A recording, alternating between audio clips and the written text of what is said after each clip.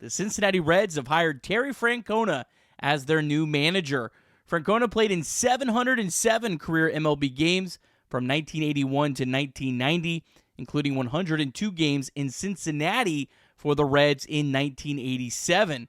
Francona was teammates with Barry Larkin, Eric Davis, Dave Concepcion, Paul O'Neill, Dave Parker, Ron Oster, Tom Browning, Mario Soto, and ironically enough, David Bell's father, Buddy Bell.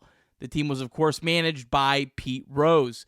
Francona got his coaching start managing in the minor leagues for the Chicago White Sox organization. Francona famously managed Michael Jordan with the Double-A Birmingham Barons in 1994. Francona would end up becoming the Detroit Tigers' third base coach under manager Buddy Bell. Francona then got his first managerial job with the Phillies in 1997, but Francona did not have a winning season in 4 years before getting fired. Francona worked in a couple different organizations after that, including as a bench coach for the 96-win Oakland A's in 2003.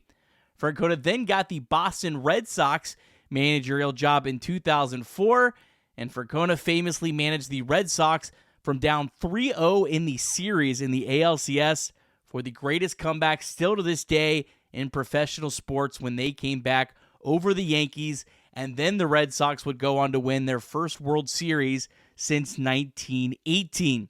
The Red Sox would again win the World Series in 2007, and in Francona's time in Boston, the Red Sox reached the postseason 5 times in 8 seasons, and they did not win fewer than 86 games in any season.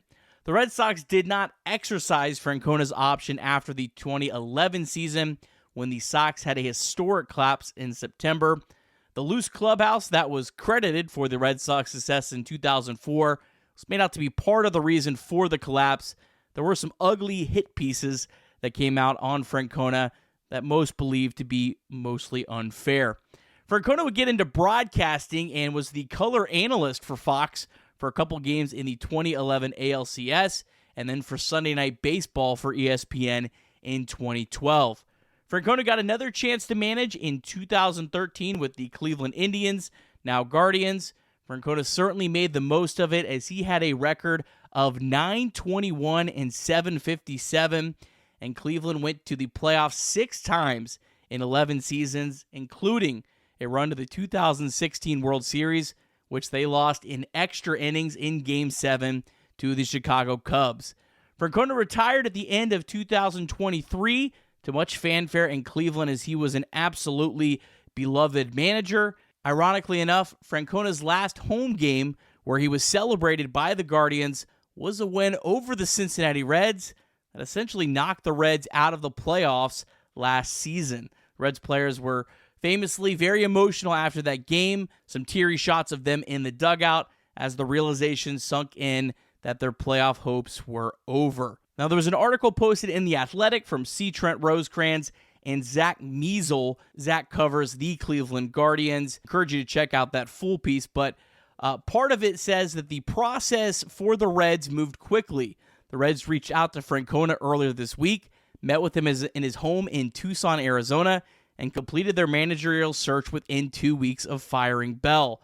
The Reds also had interest in former Miami Marlins skipper Skip Schumacher, according to sources, though they didn't reach the interview stage with Schumacher before hiring Francona. The article also said that Francona needed to step away, regroup, and figure out what came next after Cleveland. Obviously, a lot of health issues that have plagued Francona's career, and especially in recent years, but hopefully all is well there, and I'm sure that will be a topic of discussion and questions during when the Reds announce their new manager, Terry Francona.